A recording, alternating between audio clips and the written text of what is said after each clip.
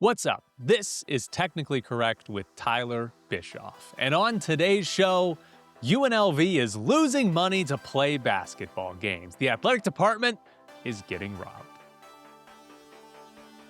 That was such a good sensationalism start there. I probably could have delivered it a little bit better. But we are back. A couple of you have requested that I do this show 5 days a week. I'm not making that promise yet. We're doing 2 days a week for now. We'll see what happens from here. But UNLV is maybe losing money to play basketball games. I did some journalism. Now, it's like the bare minimum of journalism. I shouldn't pat myself on the back. I didn't even find what I was actually looking for. If you listen to the show earlier in the week, I was talking about the Players Era tournament that UNLV was in. Sportico had their story back in February or January about the Players Era tournament having not paid all of the teams that played in that tournament. That is the tournament where they are like, hey, we give $1 million to each team in NIL money. And Sportico reported that UNLV sent an invoice for payment, and maybe they've gotten paid since then, maybe not. That's what I was trying to figure out. I didn't get that invoice yet. So I don't know if UNLV's gotten paid for that, but I did get UNLV's contract for the Players Era tournament, both last year's that they played in and their new agreement for this tournament. Now, I don't know if this is news or has already been reported. I don't remember seeing it anywhere, but UNLV's contract with the Players Era tournament now says that they're going to play in 2026, 2027, and 2028. So UNLV is now under contract for the next 3 years to play in the Players Era tournament.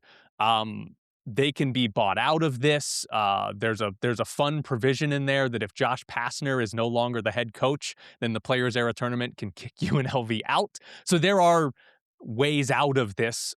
So maybe they don't actually play in these three. Because as of right now, UNLV is going to play in the Players Era tournament for the next 3 years. We'll see if that ends up being good or not. In theory, UNLV can use that to recruit, right? Hey, we're in this tournament.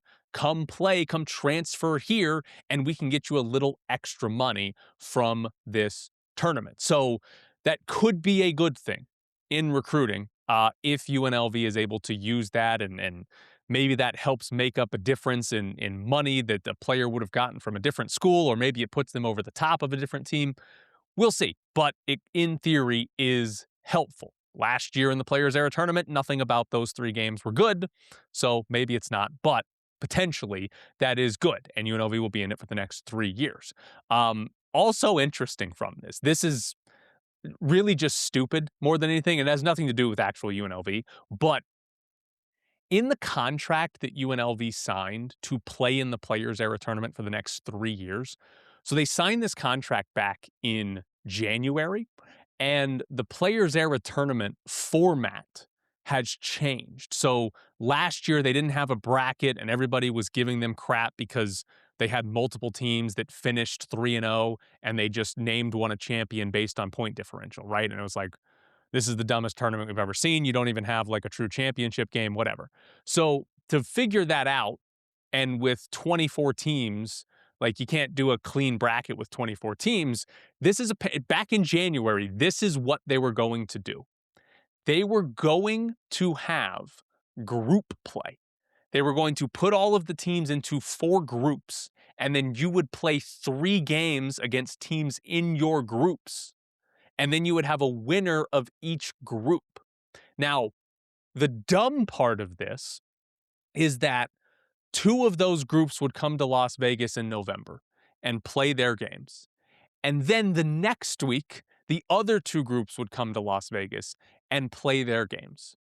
And then the winners of the 4 groups would all come back to Las Vegas over Thanksgiving week and play not a semifinal and a final. They would just play 1 game each where, again, point differential would decide who was number 1 and 2, and they would play in the championship, and who was 3 and 4, and they would play in the 3rd place game. So this is so stupid for so many reasons, and I can't believe it was so far along that it made it into UNLV's contract. So they were going to have groups that were bigger than 4 teams, and group play was going to consist of 3 games, meaning you would have a group of 6 teams, And UNLV, for example, you wouldn't play everybody in your group.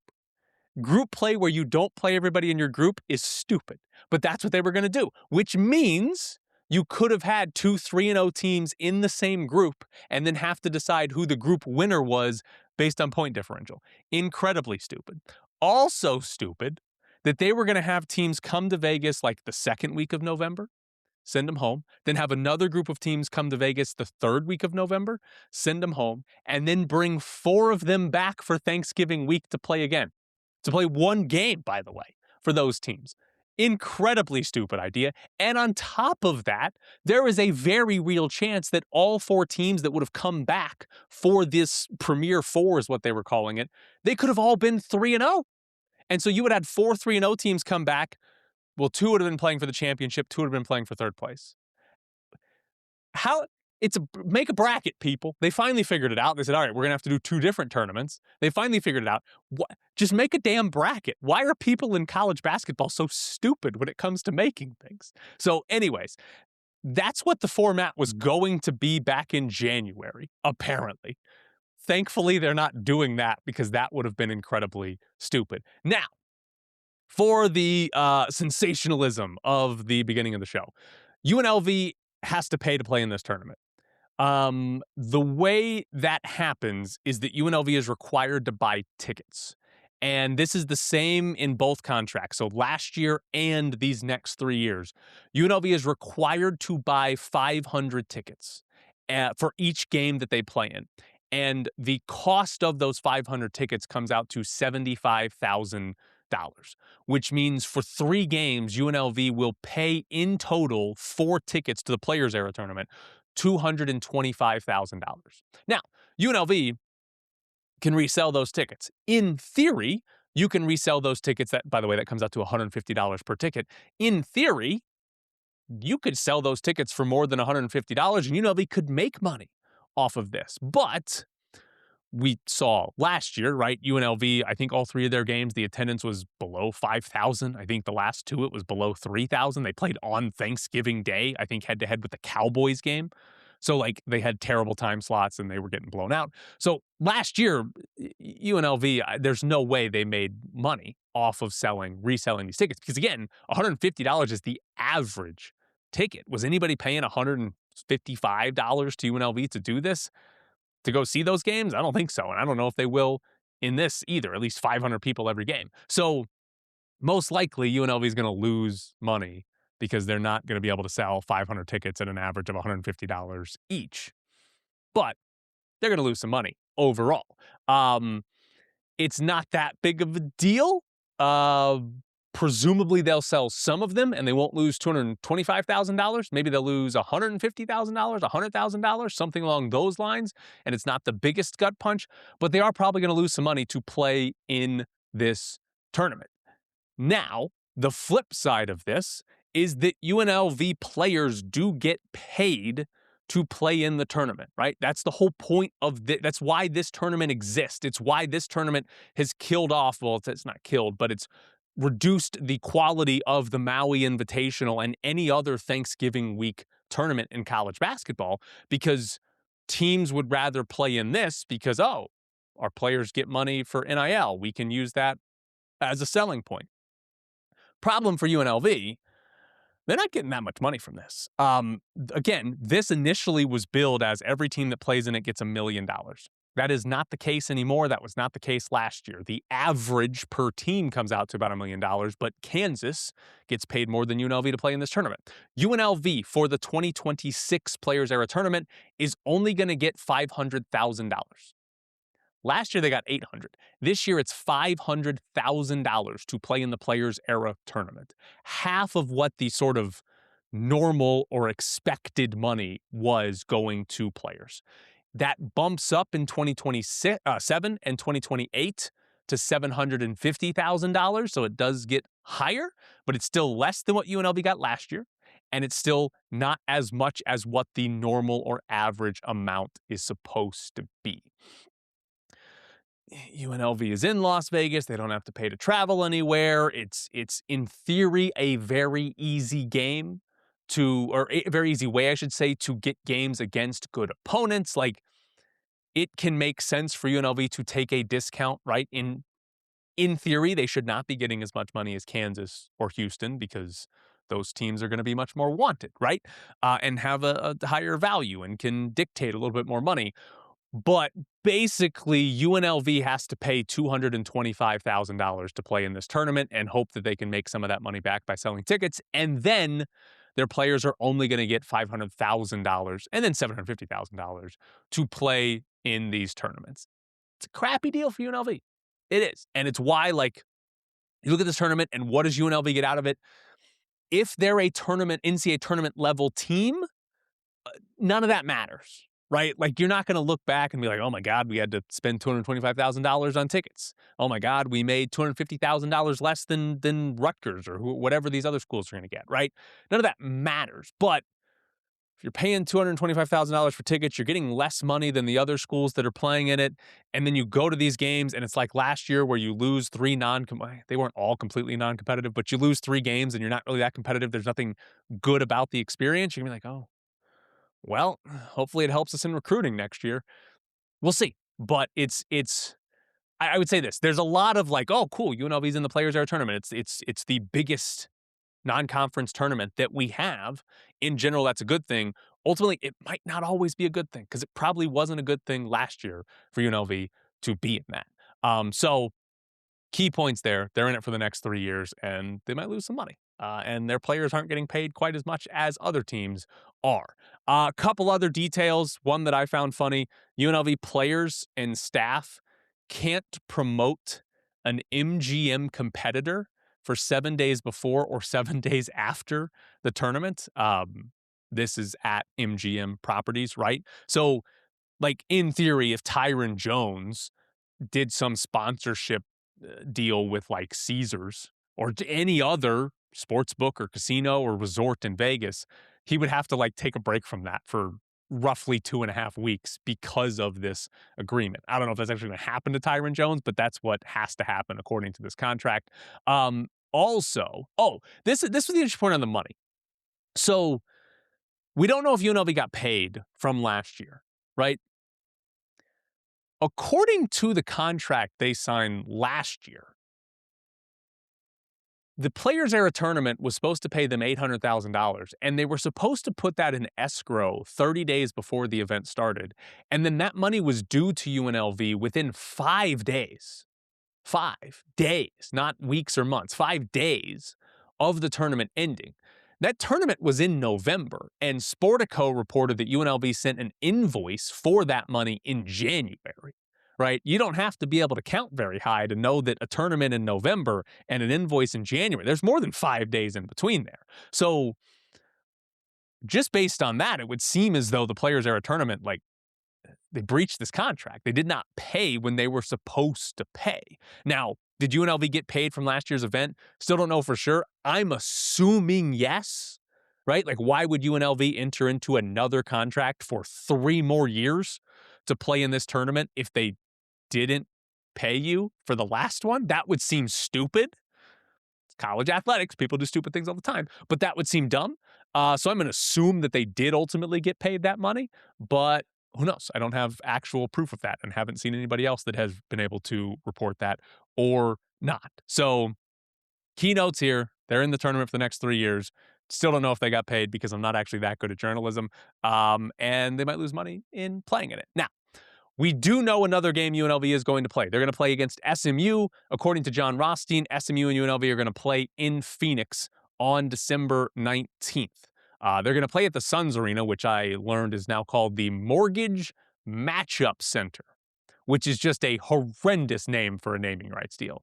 The owner of the Suns owns some mortgage company, and that's what they called it. Horrendous name.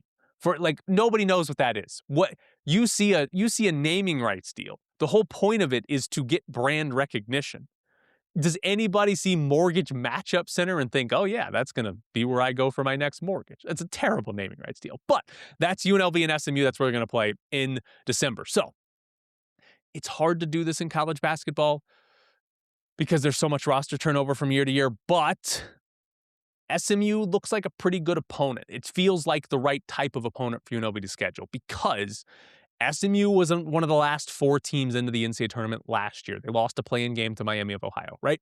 And they currently have the 41st best transfer class. I don't know who they are returning from last year. I haven't actually looked into that, but they have 5 incoming transfers and it ranks as a top 50 class. Just generally speaking, this team was about top 50 last year. They have about a top 50 incoming transfer class. It seems safe to think SMU will be a top 50 team. And that feels like a good level for UNLV to schedule because it could be a quad 1 game. It's a neutral site. Right around 50 is what you want. It could be a quad 1 game, could be a game against an NCAA tournament team. But it's also a team that's probably not going to beat you by 40 if you're not good, which I do think Josh Pastner needs to protect against a little bit, right? Like, because if UNLV comes out and loses multiple games by like 35 points because they play Kansas and Houston in the Players Era tournament, you're gonna lose some luster there. Like, you're gonna get a lot of people being like, yeah, all right, he just can't compete at all, because we saw that last year. So I do think it's important to protect against that. Pastner thinks his team is really good. You want those games, but if they're anything like last year, you don't want those games. So, but I think SMU is sort of the right-sized opponent where you can get a boost in your metrics. You can potentially hang a quad 1 win on your resume.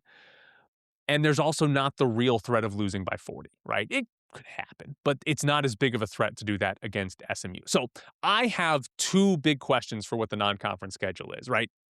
The first one is, how aggressive does Josh Pastner want the schedule? Does he go out and look for a bunch of really good teams? Does he want to land, hey, we've got one of the 10 best non-conference schedules, one of the 25 best non-conference schedules, right? We've got 8 good to great opponents on our schedule. We want to get as many quad 1 opportunities, right? And if we're good, if we're competitive, we'll win some of those games. We'll get some quad 1 games. Our KenPom will go up. Our net ranking will go up. And our resume is going to look really good, right? If you think your team is good, that's what you should do. Or is Pastner more cautious, right? And does he try to avoid a possible like 5-8 non-conference record, right? Schedule a few good teams, right? Play in the Players Era, play SMU. Maybe there's one other competent team, but then you've got like 8 cupcakes, right? 8 games against teams that either are like certain wins or damn near close to certain wins. I know that's not always the case for UNLV, but a bunch of teams that are sub 200, and just try to have like an 11-2 non-conference record. I don't know which is better because I don't know how good to think UNLV is going to be next year. Because listen to this.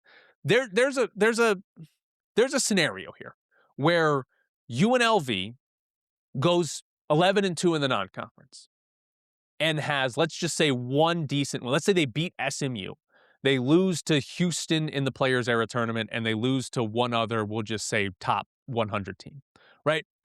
They're 11-2. They have one quality win against SMU. The other 10 wins are just teams that are like 200th, 300th in KenPom. They're 11-2 going into Mountain West play. And then they're at the top of the Mountain West for pretty much the entirety of the regular season, right? They're 8-1 against the Mountain West. They're 11-2 against the Mountain West, right? Are they playing 18 or 20 games this year? I can't remember. But, they get to the end of the year and they've got like 3 or 4 losses in conference play. And so you're looking at a team that's something like 24-5 going into the Mountain West tournament. There's a chance that's a bubble team. Like, it matters on your metrics and how good some of the Mountain West opponents are. And the reality is, how much do you beat them by, right? Do you beat teams that are roughly top 100 by 10, 11 points? Do you beat teams that are 170th, 200, 220th by 20 points, right? Do you beat them by a lot and get your metrics higher even though the schedule's not very good? There's a chance that's the best way to do this. There's a chance that just running up a gaudier win record is a better way to go about it if this team is not truly an NCAA tournament contender.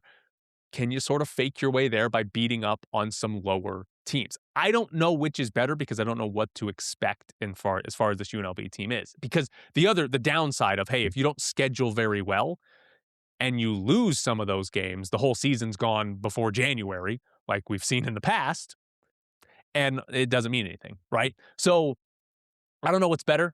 I feel like the weaker schedule option might be better, but it's not as much fun. I personally like fun games. Fun games are ones that are both competitive and have some meaning behind them. Playing SMU in theory does both of those. It being in Phoenix is kind of annoying. Like, UNLV fans don't get to experience that game unless you travel there. SMU fans don't get to experience that game unless they travel there.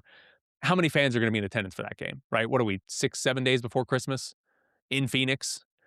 Doesn't seem like it's going to be a great atmosphere, but opponent-wise, should be solid. The other big question I have, does the crappier version of the Mountain West make it harder for UNLV to schedule? Since I've been in Vegas, I've heard it every single year, and it generally appears to be true most years, but UNLV can schedule really good opponents. Maybe not whoever they want, but close to it. UNLV can get good games. UNLV can play in the Players Era tournament, right? But UNLV's been bad for a while. And now the Mountain West is probably going to make UNLV's metrics worse. And if UNLV doesn't improve, right? If UNLV is the same mid-level conference team that doesn't have a good non-conference, their metrics are going to be even worse because the conference strength of schedule is going to be even worse. Are there going to be more and more teams that say no to UNLV? Like, yeah, that's nice you're in Vegas, but we'll just play somebody else in Vegas, right? Vegas hosts a bunch of non-conference basketball games anyways. So I wonder, does the new version of the Mountain West hurt UNLV in scheduling? Don't know if that's true, but I feel like that could absolutely be something that plays out. Now, one thing on the new Mountain West that I find fascinating here, Jeff Grammer, who covers New Mexico for the Albuquerque Journal, he wrote a story about how the Mountain West should change its tournament format, specifically to a ladder format. And if you're not familiar with the ladder format, I think this is the best way to look at it. Take the number 1 and the number 2 seeds and you place them directly into the semifinals, right? Opposite sides of the bracket. Take the 3 and the 4 seeds, they're automatically into the quarterfinals. And then you just keep going backwards until you run out of teams. The WCC has done this for years. This past season, the WCC, their first round games, the 9 played the 12 and the 10 played the 11. And then the winners advanced to play the 7 or the 8 seed, right? The 7 and 8 got a bye from that first round, and then they got to play the winners. And then the winners of those second round games advanced to play the 5 and the 6 seeds, and then so on. And then when you get to the 1 and the 2s, it's the semifinals. The entire reason behind this is to protect the best teams. The whole point is that if you are a one-bid conference, you want your best team in the NCAA tournament because your best team might get an 11 or 12 seed. But if, say, Wyoming goes under 500, but then pulls off a championship run in the Mountain West tournament and they get in, they're going to be like a 15 seed.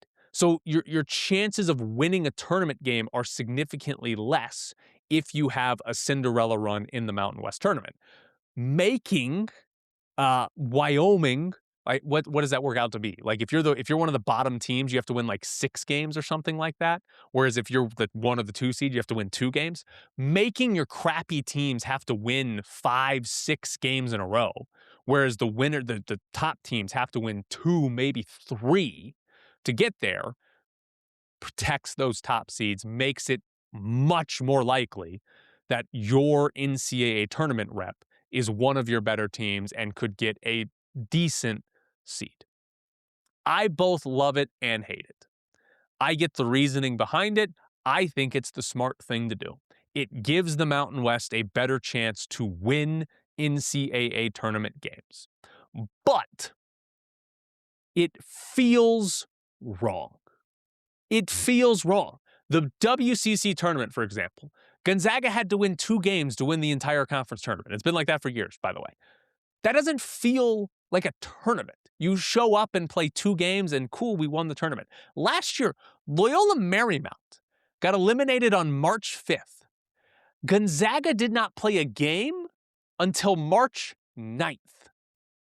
That is not a conference tournament. You do not have teams don't even see each other. Gonzaga doesn't show up until there are 4 teams left in the 12-team tournament. It's not a tournament. Should the Mountain West do it? Probably, yeah. Do I want them to?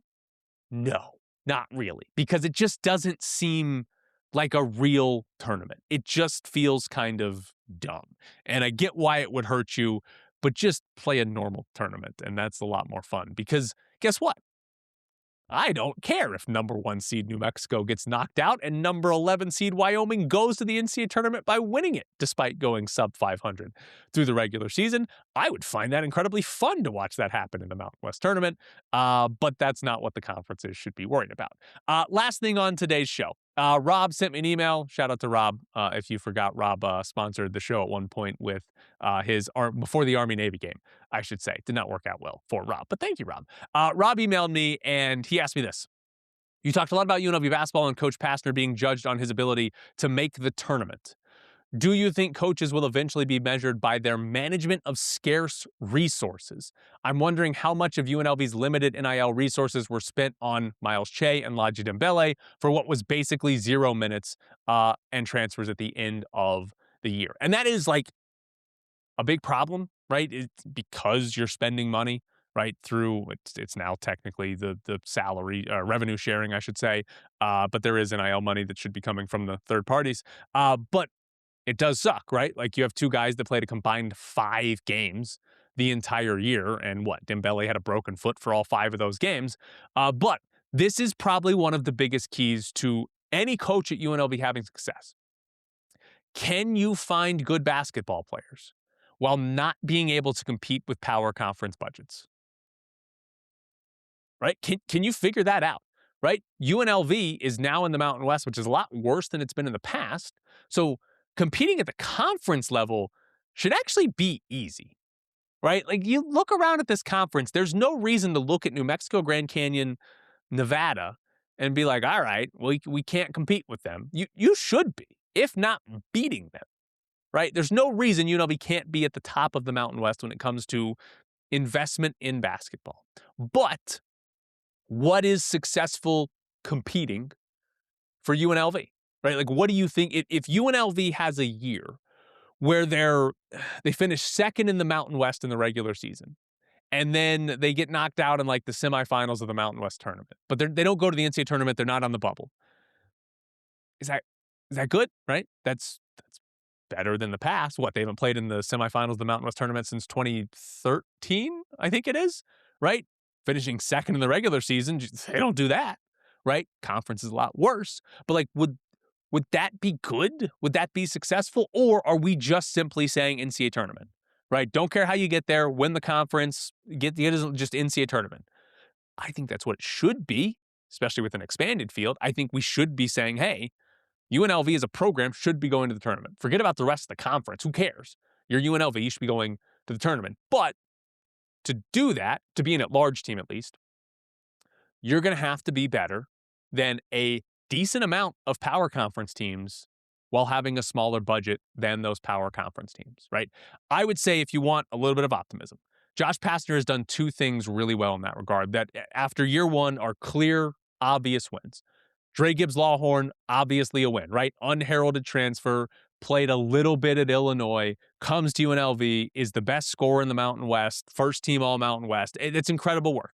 Pastner needs more of that. It's a very high bar, but that's the reality. He needs more of that, but that is absolutely a success. And if you're trying to be optimistic about UNLV basketball and Josh Pastner, that is one to point to. The other big obvious win is Tyron Jones, right? You land Tyron Jones coming in as a freshman, and then you keep him for a second season. Being able to retain a player that could have left for a bigger offer, bigger school is massive. And I've talked about this before. Tyron Jones and Dre Gibbs-Lawhorn were in very different situations, right?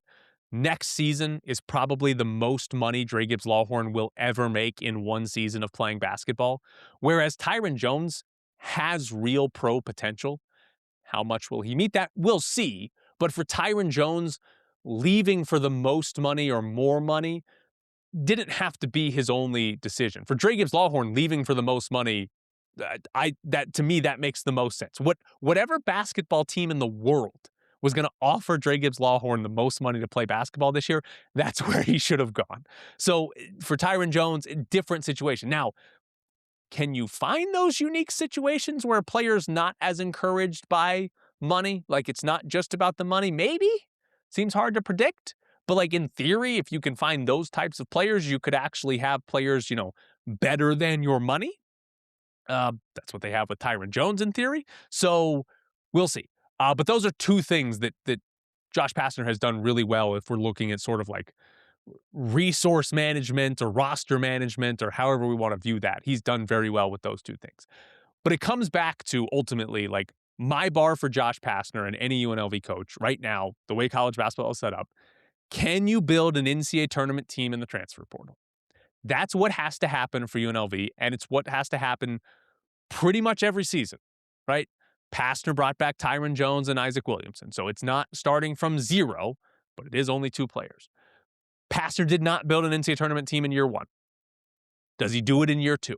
And as I've said before, I don't think UNLV has to go to the tournament for it to be a good year or for Pastner to prove that, hey, this can happen here, right?